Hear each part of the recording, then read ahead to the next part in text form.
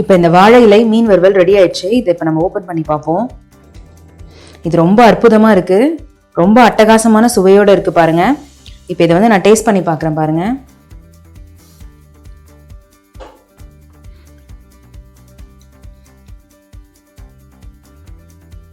Hi friends, welcome to unlimited foodies. நான் சூரியகலா விஸ்வநாதன் பேசுகிறேன். இன்னைக்கு நம்ம பார்க்க போகிற ரெசிபி வந்து வாழை இலை மீன் வறுவல். வாழை இலையில மீன் வறுவல் எப்படி பண்றதுன்னு பார்ப்போம். அதுக்கு முன்னாடி அதுக்கு தேவையான இன்கிரீடியன்ஸ் என்னன்றது பார்ப்போம். நான் 4 ஊடகண்ணி மீன் எடுத்திருக்கேன். இதை கிளீன் பண்ணி மஞ்சத்தூள் போட்டு வாஷ் பண்ணி எடுத்து வச்சிருக்கேன். நான் வந்து 2 ஸ்பூன் வந்து இஞ்சி பூண்டை வந்து நல்லா தட்டி வச்சிருக்கிறேன். பாதி லெமனை வந்து நல்லா புழிஞ்சு வச்சிருக்கேன். 2 ஸ்பூன் வந்து குழம்பு மிளகாய் தூள் எடுத்திருக்கேன். 1 ஸ்பூன் வந்து சிக்கன் 65 பவுடர் எடுத்திருக்கேன். இந்த மீன் வறுவலுக்கு ஏன் சிக்கன் 65 பவுடர் நீங்கள் யோசிக்கலாம். ஆனால் ஒரு டிஃப்ரெண்ட்டான டேஸ்ட்டு கிடைக்கும் இந்த நம்ம பவுடரை அதில் ஆட் பண்ணுறதுனால. அதனால நான் இதை எடுத்திருக்கேன். இது வந்து காஷ்மீரி சில்லி பவுடர் வந்து 1 ஸ்பூன் எடுத்திருக்கிறேன். மஞ்சத்தூள் வந்து 1/2 ஸ்பூன் எடுத்திருக்கேன். தேவையான அளவு உப்பு. இப்போ நம்ம வாங்க இந்த மீனில் வந்து இந்த மசாலாவை எல்லாத்தையும் எப்படி மிக்ஸ் பண்ணி நம்ம எப்படி தடவலான்றதை பார்ப்போம். இப்போ இந்த எல்லா மிளகாத்தூள் எல்லாத்தையும் நம்ம இதில் போட்டுருவோம் இந்த தட்டில். அடுத்தது வந்து chicken 65 powder, Kashmiri red chilli powder, மஞ்சத்தூள் பவுடர், இஞ்சி பூண்டு விழுது. இஞ்சி பூண்டை வந்து நான் தட்டி வச்சுருக்கேன். அடுத்தது லெமன் ஜூஸ் வந்து 1/2 லெமன் புழிஞ்சு வச்சுருக்கேன். இதுக்கு தேவையான அளவுக்கு உப்பு. இதை வந்து நம்ம நல்லா வந்து மிக்ஸ் பண்ணிக்கலாம். கொஞ்சம் தேவையான அளவு கொஞ்சோண்டு தண்ணி விட்டுக்கலாம். இது வந்து ரொம்ப தண்ணியாக கரைக்கக்கூடாது, கொஞ்சம் கட்டியாக இருந்தால் தான் நல்லாயிருக்கும். இது அது மேலே நல்லா போய் பிடிக்கும். ரொம்ப தண்ணியாக இருந்தால் அந்த அளவுக்கு நிற்காது. அதனால் நான் வந்து கொஞ்சம் கட்டியாகவே இது பண்ணிக்கிறேன்.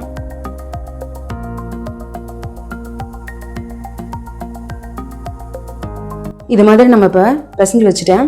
இப்போ நம்ம வந்து ஒரு பவுலில் மீனை போட்டு இதை நம்ம நல்லா தடவி விட்டுடலாம். அப்போ தான் மசாலா வந்து நல்லா ஊறும். இப்போ நம்ம இந்த பவுலில் இந்த மீனை போட்டுக்கலாம். இப்போ நம்ம மீனை இதில் போட்டாச்சு. இதில் இந்த மசாலாவை நல்லா இது உள்ளே தடவி விடணும்.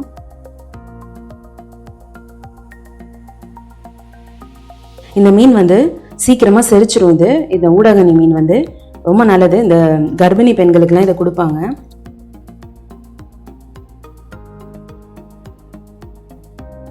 இதை வந்து நம்ம நல்லா வந்து இது மாதிரி தடவி ஊற வச்சு ஒரு 1/2 மணி நேரம் ஆன பிறகு நம்ம ஒரு ஃபஸ்ட்டு கோட்டிங் ஒரு வறுத்து எடுத்துப்போம். அதுக்கப்புறமா நம்ம வந்து வாழை இலையில் போட்டு அந்த மசாலாலாம் ரெடி பண்ணிவிட்டு அதுக்கப்புறமா நம்ம வாழை இலையில் வச்சு திரும்ப வறுத்து எடுத்துக்கலாம். இப்போ நம்ம அந்த வாயுலலாம் நல்லா தடவி விட்டோம்னா நல்லா வந்து உள்ள நல்லா இறங்கும் அந்த மசாலா. இப்போ வந்து நம்ம மீனுக்கு மசாலாலாம் தடவி வச்சாச்சு.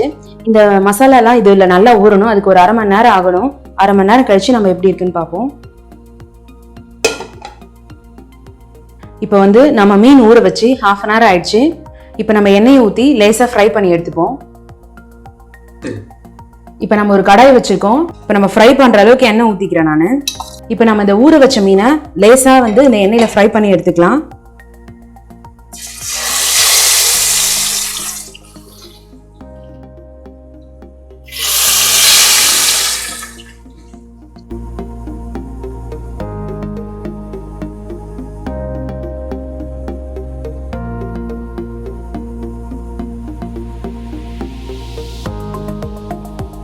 மீன் இந்த அளவுக்கு ஃப்ரை ஆனால் போதும். நம்ம இப்போ எடுத்துக்கலாம் மீனை. இதே மாதிரி நம்ம மீதி இருக்க மீனும் எண்ணெயில் போட்டு பொரிச்சு எடுத்துக்கலாம். மீனை வந்து நம்ம இப்போ பொரிச்சு வச்சுட்டோம். இப்போ அடுத்தது அந்த வாழையில உள்ள வைக்கிற மசாலாவை எப்படி பண்ணுறதுன்றதை பார்ப்போம். அதுக்கு என்னென்ன இன்க்ரீடியன்ஸ்ன்றதை பார்ப்போம். இப்போ வந்து நான் ஒரு 10 சின்ன வெங்காயம் எடுத்து ஸ்லைஸாக அரிஞ்சு வச்சுருக்கேன். ஒரு சின்ன தக்காளி எடுத்து ஸ்லைஸாக அரிஞ்சு வச்சுருக்கேன்.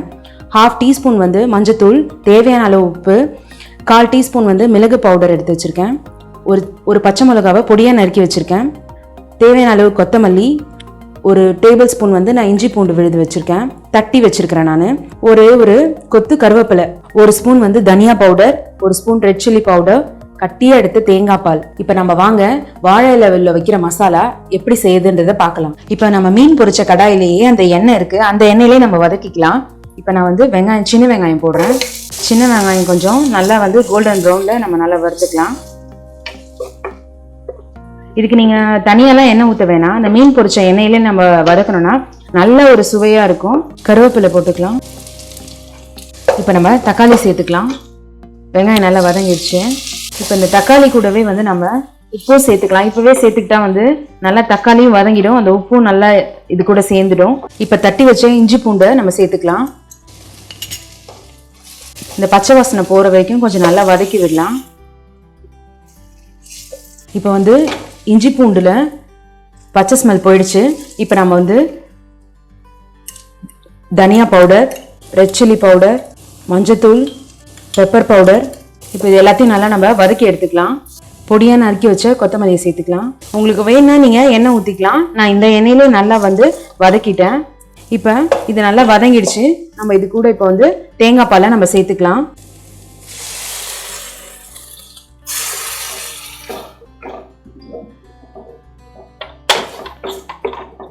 இந்த தேங்காய் பால் கொஞ்சம் லைட்டாக வதக்கினா போதும்.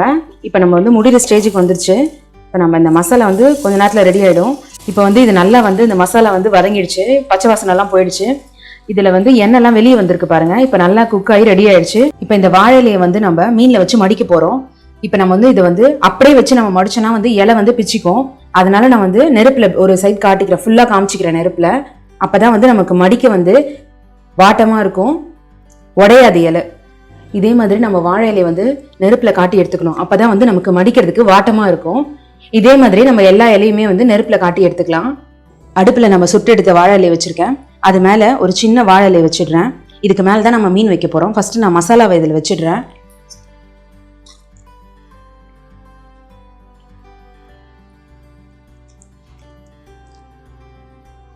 இப்போ நம்ம வந்து மசாலா கீழே தடவிட்டோம். இப்போ இது மேலே நம்ம வந்து மீன் எடுத்து வைக்க போகிறோம். இப்போ இது மேலேயும் நம்ம மசாலாவை தடவ போகிறோம்.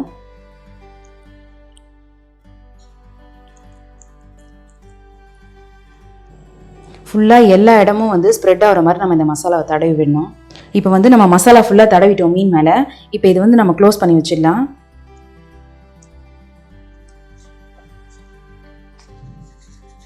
இதே மாதிரி நம்ம ஃபோல்ட் பண்ணி கட்டிட்டு நம்ம மீதி இருக்கிறத நம்ம கட் பண்ணி எடுத்துடலாம்.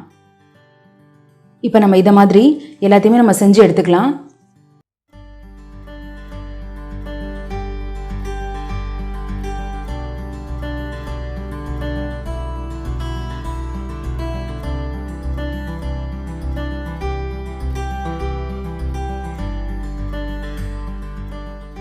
இப்போ நான் வந்து ஒரு கடாய் வச்சுருக்கேன். அதில் வந்து நம்ம ஒரு ஸ்பூன் எண்ணெய் ஊற்றிக்கலாம்.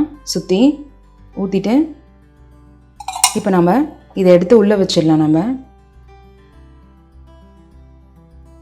இதை நம்ம வந்து ஒரு 2 minutes மூடி வச்சுட்டு திரும்ப திறந்து 2 minutes கழிச்சு திருப்பி விடணும். நம்ம இப்போ இது 2 சைடும் நான் வந்து திருப்பி விட்டுருக்கேன். இது நல்லா வந்து குக் ஆயிடுச்சு 2 சைடும். பார்த்தீங்கனாலே தெரியும், இலை வந்து நல்லா சுருங்கி இருக்கு. இது வந்து நம்ம நல்லா குக் ஆயிடுச்சு. நம்ம ஏற்கனவே வந்து ஹாஃப் குக் பண்ணியிருந்தோம் இந்த ஃபிஷ்ஷை. இப்போ வந்து நம்ம நல்லா குக் பண்ணியிருக்கோம். ஸ்லோ ஃப்ளேமில் வச்சு நல்லா வந்து ஒரு 10 நிமிஷம் வச்சுருக்கேன். நான் மூடி திறந்து திருப்பி விட்டேன். இப்போ இது ரெடி ஆயிடுச்சு. நம்ம எடுத்து ஒரு பிளேட்டில் மாற்றிக்கலாம். இதே மாதிரி வந்து நம்ம எல்லா மீனையும் வந்து பொரிச்சு எடுத்துக்கலாம். இப்போ வாழை இலை மீன் வறுவல் ரெடி ஆயிடுச்சு. நம்ம இதை கட் பண்ணி பார்ப்போம்.